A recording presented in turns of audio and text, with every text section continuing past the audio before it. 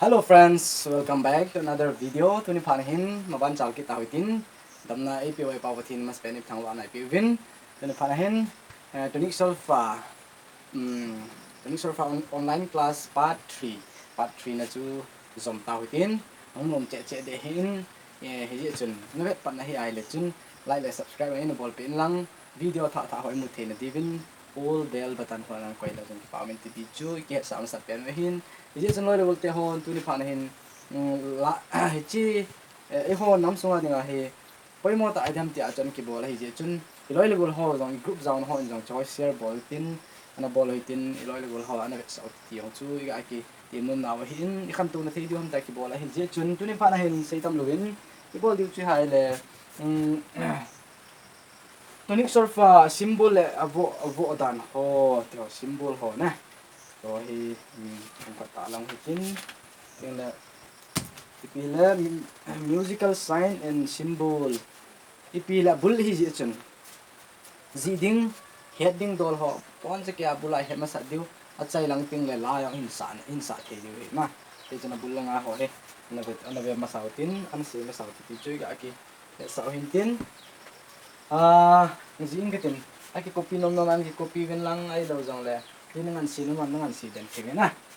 ini ahi part 3 nih tan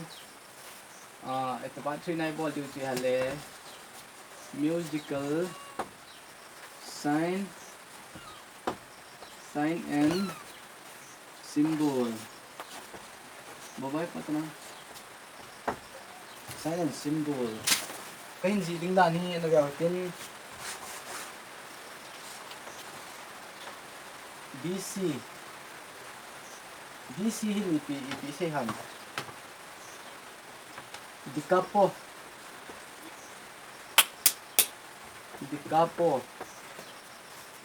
abula pat kiditi na abula pat kiding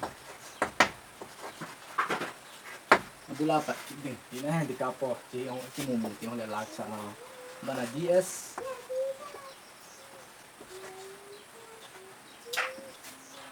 dal sekno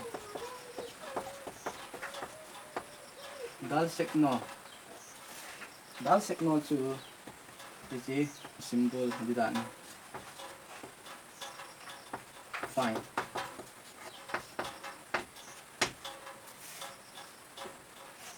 P kêu sẽ là piano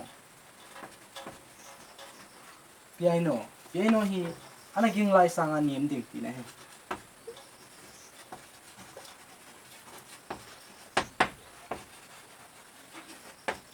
sanga niệm ding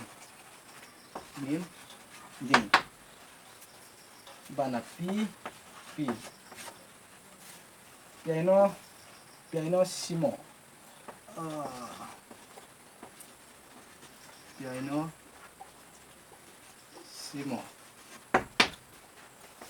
simo hi anim che ding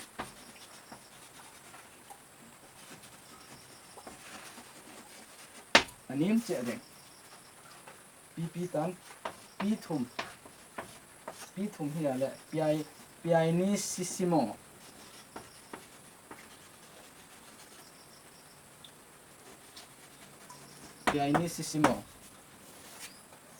hanim che ding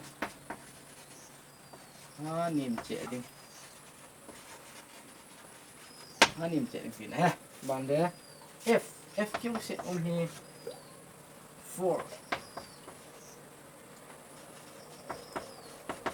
4 ti hi ana ging lai sanga hagin ding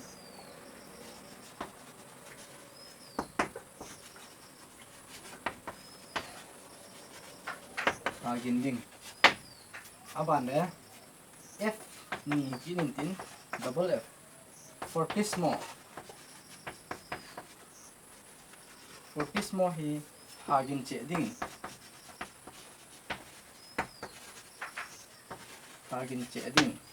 f thum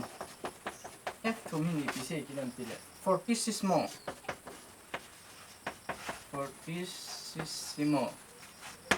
fortissimo hin hagina ginding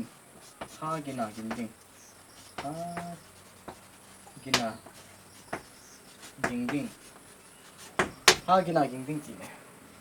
aban le itia batamu mga amko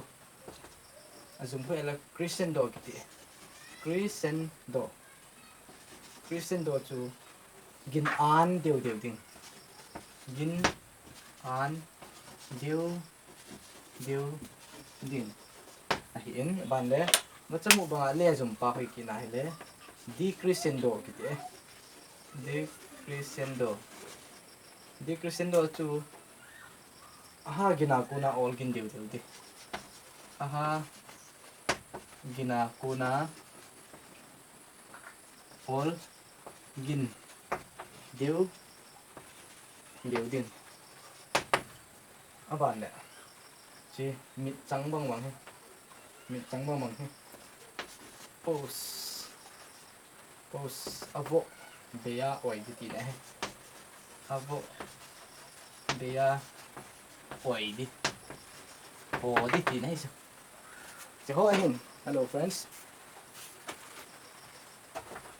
Musical sign and symbol tu ni phana he lao hin ai pi chu yong le he thei diu do la chu pi tai ki ji hin no wang zen mo nin mu thei lo mai thei na mo no mu thei lo den kap na hin katin na ve ho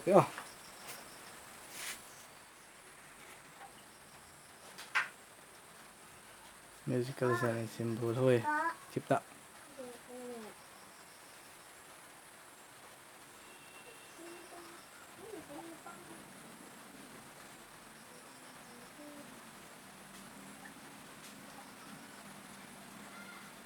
cho hi musical sign and symbol kiti he part-3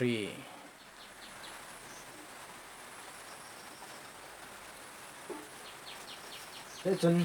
chi abul het na diu hi ja cho ji wa cho het lo le aban na chi pi ham ti chi het thelo diu ji a chu ho hi lung ge la het dinga chu i ji lu ne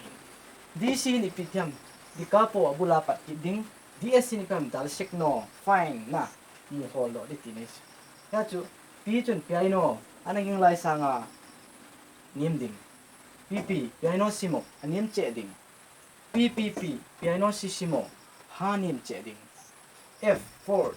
anaging lai sanga hagin ding double f fortissimo hagin che ding fff fortissimo hagin aging ding tinai tas ale chi pham tile bacham bang bang crescendo gin an deu ding gin len deu hat deu tinai ale decrescendo aha gina kuna all gin deu ding sini changbang bang pose avo bia oina laki oi den ko pi chi hi ti chu chom lam pe na asi do hin i chi ken hu su bein ketin e chi bana chu khat part-3 ading a chom je min i chi bana chun khat hang ji thang ketin chu chai na tiu tan te khat be ding in kai ji chu su mang na tan Tonic SOL-FA symbol le avo dan ho na lai ham ti chu ne kin on no walan kin on kin hitin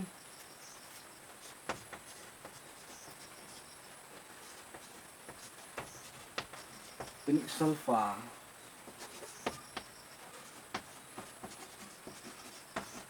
symbol le avo dan ho chi bit dictation na bit la ding dan hoi lai chu dok ma vo ha dam tio hin ana ki ji lo te chi hi sao hi pi ham sao ta ki kai hi mol kang khat ta sao ta ki kai hi pi ham ti le bar pi ki ti chu avo chu na bana chom deu ta si ma sa chom he barneo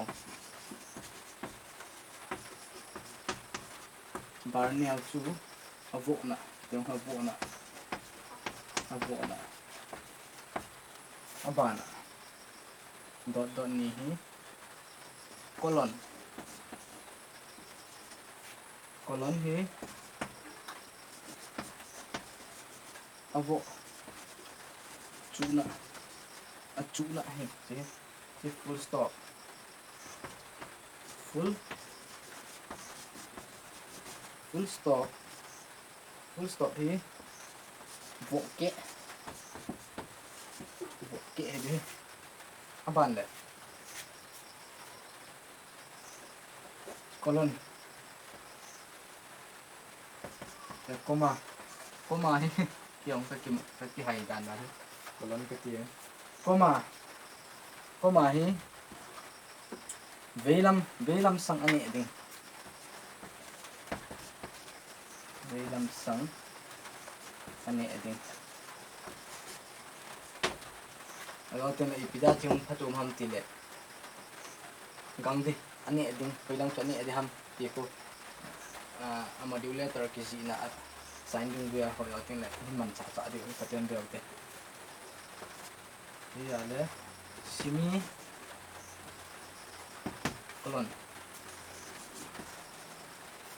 kolon hi zitlam sang ani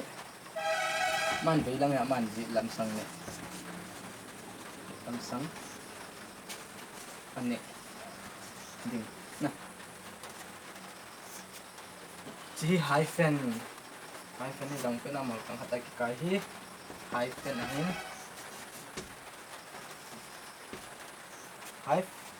hyphen ja hi yan te khan chu a symbol le avo dan ho hi ite sau hi bar p hi zo phatin se du bar p hi ya iti ki mangham bar neo hi iti ki manham kolon hi iti ki manham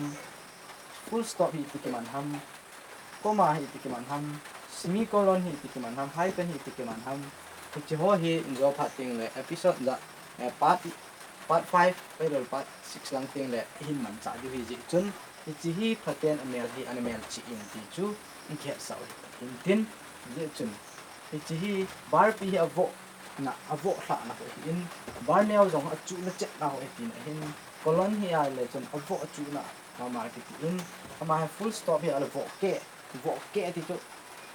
iga alak towa chunglang je ka bohcheh hin oma hi a veilam sang ani ading tin semicolon hin zitlam sang ani ading ti la he te cho hi tu ni phana chan chu la thei dol hin tin jo phating le hinbol du hi ye chun khat be nangma sata in do ti la so cho chai na na samute do ti la so fa mi re do re mi fa so la ti do. Bye bye. Next part. Bisa kini kung tutal